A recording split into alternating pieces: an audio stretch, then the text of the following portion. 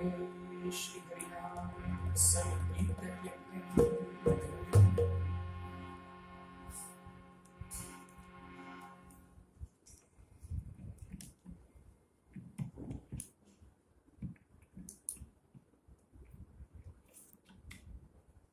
So thank you all for coming today. Hare Krishna, very nice to see everyone. It's been a while, I think, since we all met. Most of May went. I don't remember if we met in May, or maybe we did in the beginning. And then after that, somehow, by Krishna's arrangement, we were not able to meet.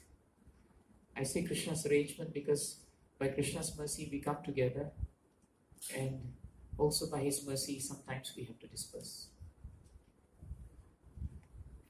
As I was singing, I realized one thing. Over the years of being in very loud kirtans, I actually have partial hearing on this side. This side is already not so good. And I have this problem with my ear where I have this very narrow ear passage. It's just one of those things, it's a congenital thing you're born with. So whatever happens, no matter how clean I keep my ear, there comes a point in the ear as in Y-E-A-R, when the ear is actually completely blocked. And I have to wait for a while until I see the ENT, and he will either use the air suction or he will use the water, and then everything comes out. This is the time of the year actually. So sometimes I can hear you, sometimes I can't. But hearing someone else is all right. When you can't hear yourself and sing, then it becomes very difficult. And that's when I realize how helpless we are. Because here we are trying to sing, but we don't realize that it's very hard to even keep a tune or to even know whether you are singing in the right way, in the right tune. It's very difficult because you're not sure if you can hear yourself. So what happens is we overcompensate. Either I sing too loudly, or I'm worried that I'm shouting, I sing too softly. The good news is, if my wife is at home and she's not happy with something, then I have a good excuse I can't hear. No, I didn't hear you. That is when it becomes helpful. But other than that, it's difficult. In court, it becomes a nightmare. Because you can't tell the judge, I'm sorry, Your Honor, I can't hear you. It's not good. He doesn't like it, she doesn't like it. Why I'm saying this is because even though so many years when you sing the same tune, the more important thing you realize when you cannot hear yourself is that you are in a state of discomfort. You are in a game where the rules have all changed. And where you are confident that you will sing it in a certain way, now you're not. Because you're floundering in the dark. And that's when you realize how very, very imperfect our own senses are. Bhagavatam and Bhagavad Gita tell us that we have 5 senses. And the 5 senses are directed very often by the mind. So where the mind goes, the 5 senses will go. If your mind becomes still, you find that your senses become still. The other way is, if you engage your senses well, then the mind flows with the senses also. For example, if you're spending the whole day, or for the next half an hour at least, if we're just chanting and remembering Krishna, then we are seeing each other, we are hearing the name of the Lord, we have taken darshan of Him, we will have some light prasadam also. So all the senses are engaged. So the real challenge in spiritual life is actually how to engage the senses. But the problem is, when we grow up, we think that we are really in control of the senses. But all it takes is one sense to fail or give us trouble, and you find it becomes very difficult. Very difficult. I can't hear him, so I'm fine. I can look at your faces, but I can't hear it. Don't worry. Because the senses' nature is actually to agitate. Because where the mind nature is to agitate, the senses flow with the mind. A child's nature is that it cannot keep still. So no matter what you do, the child cannot keep still. If the child becomes very still, you will become very worried. You would rather the child be active and say, okay, he's a child. It's all right. But when the child becomes very still, doesn't talk to you, withdraws, that's when as parents we become worried. Because we accept the nature of the child. So in the same way, we all have our natures. And according to our nature, we can control our senses. If you're in the nature of goodness, sattvic, if you surround yourself in a sattvic atmosphere, then generally speaking, you find it's easier to calm the mind, it's easier to control the senses. If you're in a very passionate surroundings, like you are at work and we have deadlines, you cannot just impassionately sit down and say, I'm sadhu, let the deadline pass, I'm dead. It won't work. So in a passionate atmosphere, you find your senses have to be agitated to continue doing something. In fact, it's interesting. In the third canto of Bhagavatam, when the creation of this material universe happened, there were 24 elements that came into being. But when the 24 elements came into being, they were in what we call an unmanifested state, because they were not moving. The Bhagavatam tells us the Supreme Lord glanced over material nature and he injected one element known as Kala, time. That's the 25th element. When the 25th element is injected into the 24 elements, the product of that is agitation. The word that is used in Bhagavatam is agitation. So agitation is not a bad thing. If you agitate yourself to understand something, it means you're using your energy to understand it. So the mode of passion by itself is not bad. But when there is no Krishna, then the mode of passion can consume you. That's what happened to Arjuna. As a warrior, he was bound to fight in a mode of passion. Otherwise, how to fight? But he wanted to be in sattvic mode on the battlefield. He said, I'll become sadhu Bhagwan. Krishna said, that's not what is required now. Now you have to fight. So agitation by itself is not bad, because time agitates the material universe into being. But any of these modes without Krishna becomes very difficult. Sometimes when we don't have Krishna, then one mode will always come. And that is considered to be the mode of tamas. Tamasic. When you say you're in tamasic mode, that means you become very dull. In other words, nice spiritual knowledge is there, but nothing is getting through. Have there been times when you feel, I just woke up today and I find I'm so unalert, can't get anything into my head, it's just one of those bad days? That is considered tamasic. So Bhagavad Gita, thousands of years ago, already identified that we all have these three different modes. Search yourself, introspect, don't look at others, search yourself. You find at some point of time, there are overlaps in these natures. Why we speak about nature is just like the nature of water is to flow, the nature of fire is to burn. The nature of this material world is that there will always be anxiety. There will always be agitation. So we can't run away from that. But the beauty of Bhagavad Gita and Bhagavatam is, it tells you the secret to crossing over this agitation is first you accept the nature of the world. Samsara dharme avimuyamana. In other words, you accept that this samsara, right? You accept the dharma of this samsara. Accept that the material world you work in is a place of anxiety. It's a place of difficulty. It's a place of challenge. The big challenge is that nothing will last. Anything that cannot last will always disappoint you, especially when you become attached to it.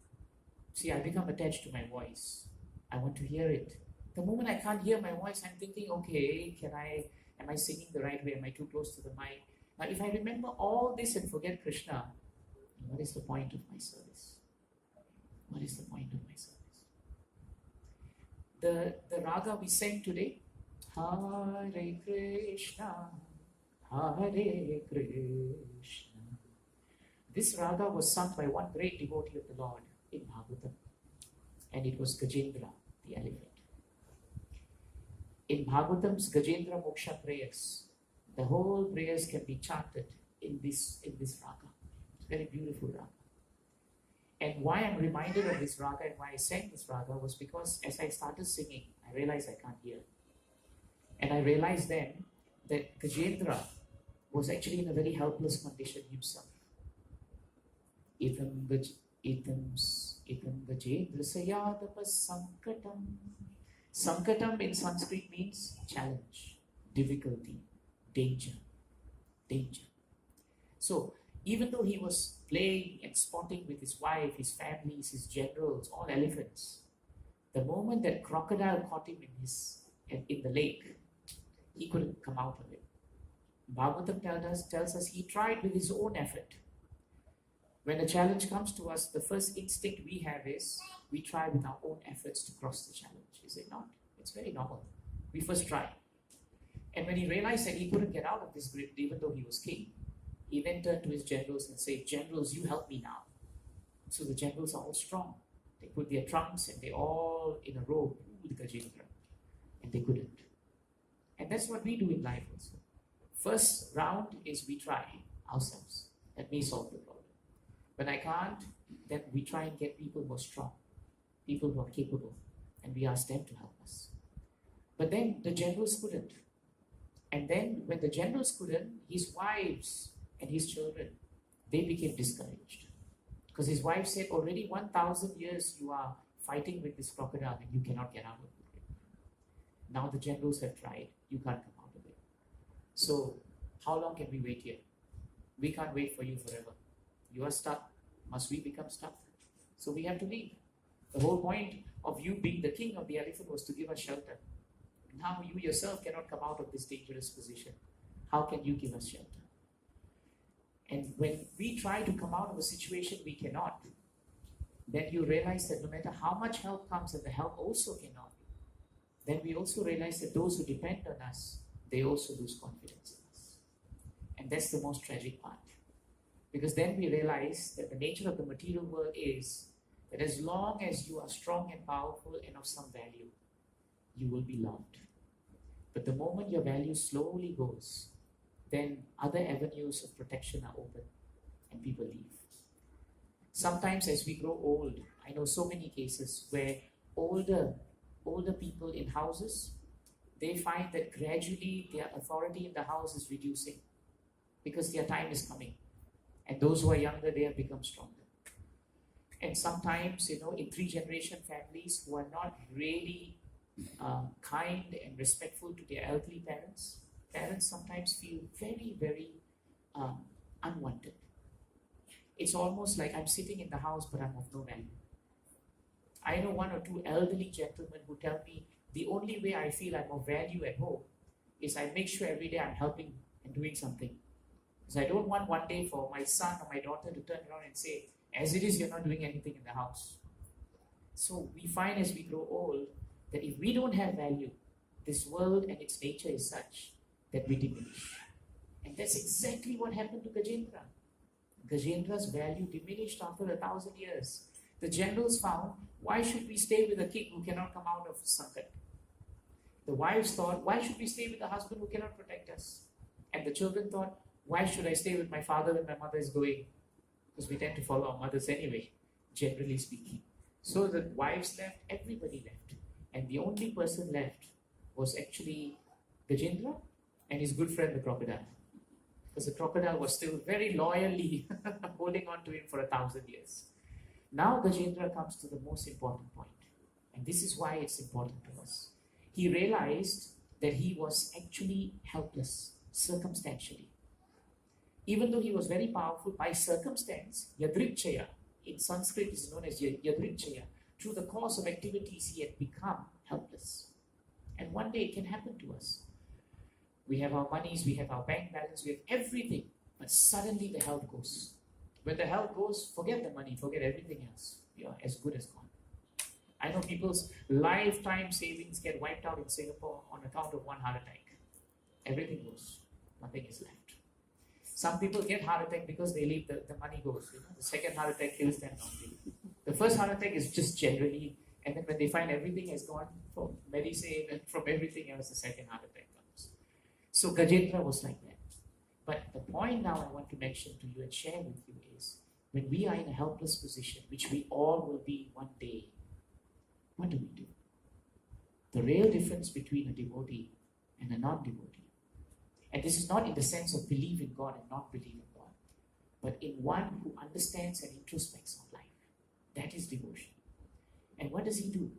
A devotee or someone who is in difficulty can do 2 things. He can either blame the whole world and just continue to feel sorry for himself, and succumb to the challenge. Or he can very, very intelligently ask himself, as Gajendra did, now I am put in a circumstance where I'm helpless. No one is with me now. All these years I thought I was powerful, but today I have realized that I'm nothing. And now let me realize that even though I thought so many things were in my control, there are many more things that are beyond my control. The moment Gajendra realized this, he then realized that if I cannot control something, there is someone who can control this. And then he started offering prayers without naming Krishna. Without naming Krishna. The beauty of Gajendra's prayers is when he starts, he says, let me offer my prayers to Paramparayanam, to one who is the shelter of all shelters. When he says that, all the heavenly Gandharvas, Charanas, Devatas, none of them come to his aid. After all his prayers, nobody came. Because they were all asking, wait a minute, am I the shelter of all shelters? No. Because I'm also having problems in my area of life. So nobody came except Lord Vishnu on Garuda. And when he came, Gajendra was in so much pain. But what does he do? He lifts a lotus from the lake and he gives it to Krishna. In so much difficulty, he expresses his love, his gratitude to the one who put him in this situation. This is a mark of devotee. A devotee doesn't curse the situation he's in. The devotee sees the situation he's in as an opportunity to further strengthen his values, his character, and most importantly, his relationship with his Creator. And when Gajendra did that, Krishna came and with his Sudarshan Chakra, he simply cut off the head of the crocodile. And the crocodile died. But when the crocodile died, there emerged a beautiful Gandharva. The Gandharva was a crocodile who had been cursed. And the beauty is, this Gandharva was liberated ahead of Gajendra. Gajendra prayed very hard. All the crocodile did was hold on to his feet. But with all the prayers, Krishna came, he actually liberated the crocodile first. Gajendra had to wait. The principle is very beautiful. Even if we are not qualified in bhakti, if we even are connected to a great devotee of the Lord, who is a devotee, Krishna becomes so pleased. Bhaktai, bhakta, jana priyaha. He becomes so pleased with that devotee who tightly holds the lotus feet of this devotee that he is able to give liberation to that devotee first.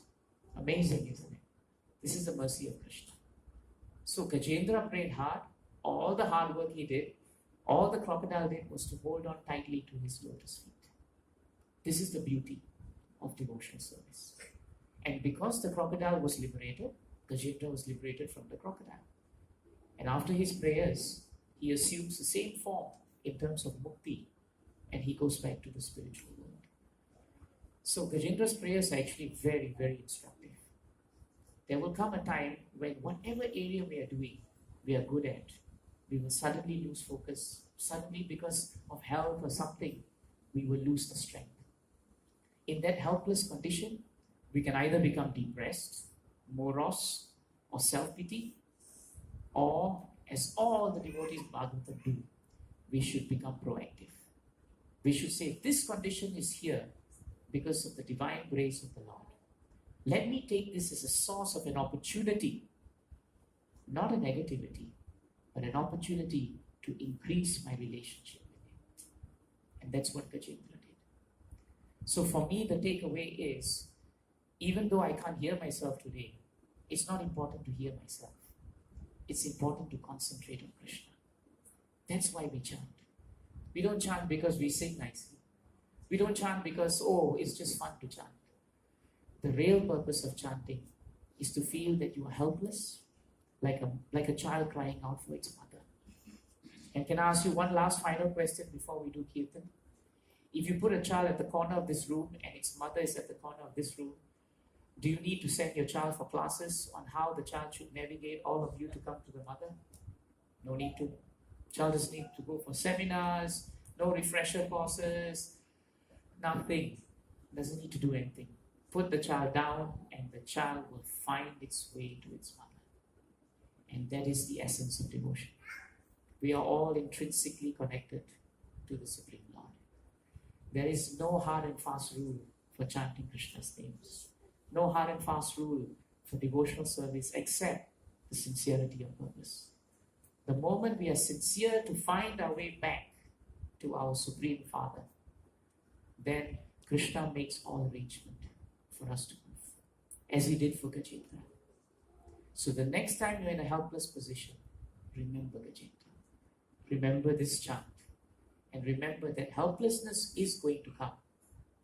But help is also going to come when we feel helpless. So there's nothing wrong with that. Arjuna really started enlightenment in Bhagavad Gita when he surrendered in helplessness and decided, I've lost composure, I've lost confidence, I am now nothing. All this time, Krishna, you have been my friend, but today, I am a surrendered soul to you. Today, you are my spiritual master. And this is what an elephant, not even a human being, an elephant has taught us. So for Krishna, it doesn't matter what form you are, what gender you are, what caste you are, what color you wear, what background you come from. Look at all of us. We are all so diverse. What is the chance of us meeting each other if not for this program? No chance, maybe. But we are together now. This position is not accidental, Prabhus and Matajis. It's not accidental. There's a reason why on a Friday evening I'm taking this topic, because I didn't think of it myself until I sang.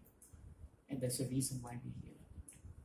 So let's chant Krishna's names and remember Gajendra and remember how he reacted. The difference between an advanced devotee and struggling devotee is just a minute or two. A struggling devotee struggles and then he succumbs. But an advanced devotee struggles, contemplates the cause of struggle, feels helpless and surrenders. Then he becomes proactive. In the material world, surrender means you are totally a lost soul. In the spiritual world, means surrender means you become empowered. Very different. That's why when people introduce to our Vedic culture, they see the word submission, humility. They tell me, in the corporate world, you will die with submission and humility.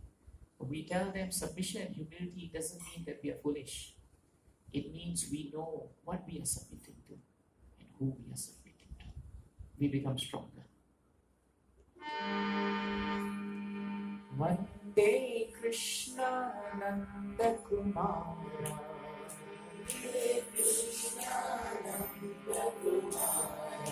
Nanda Kumara, Madana Gopala,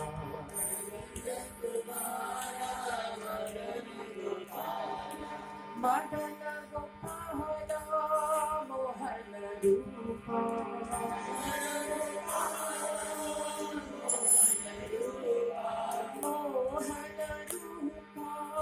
Nanda Kumara,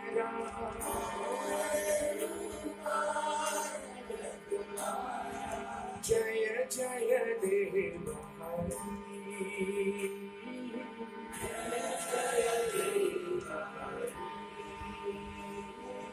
Jaya Jaya Deva,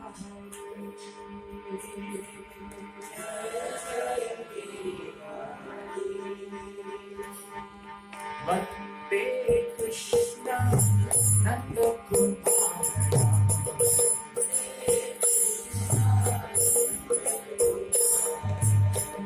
Nanda Kumara, Madana Gopala,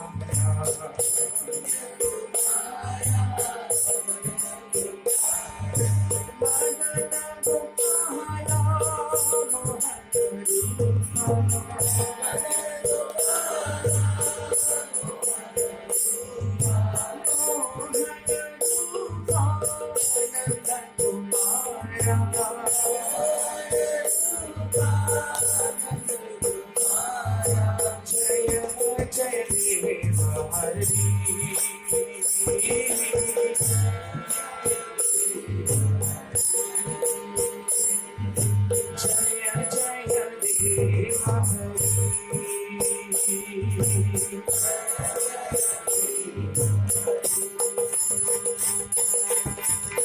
Baby Krishna, Nanda Kumara.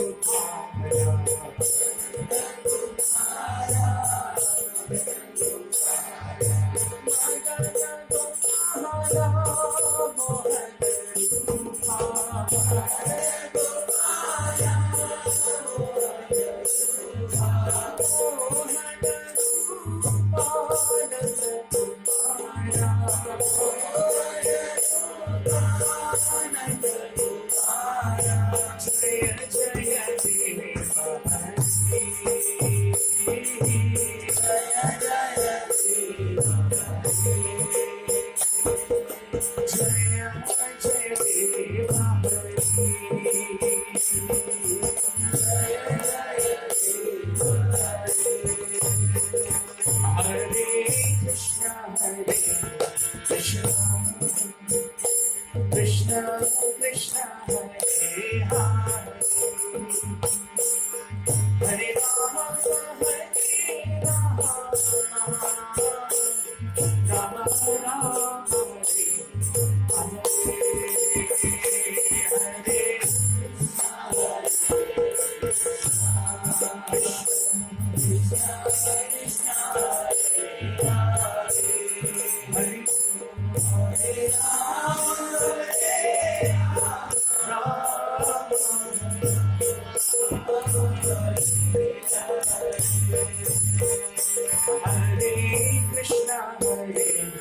Krishna Krishna Krishna Hare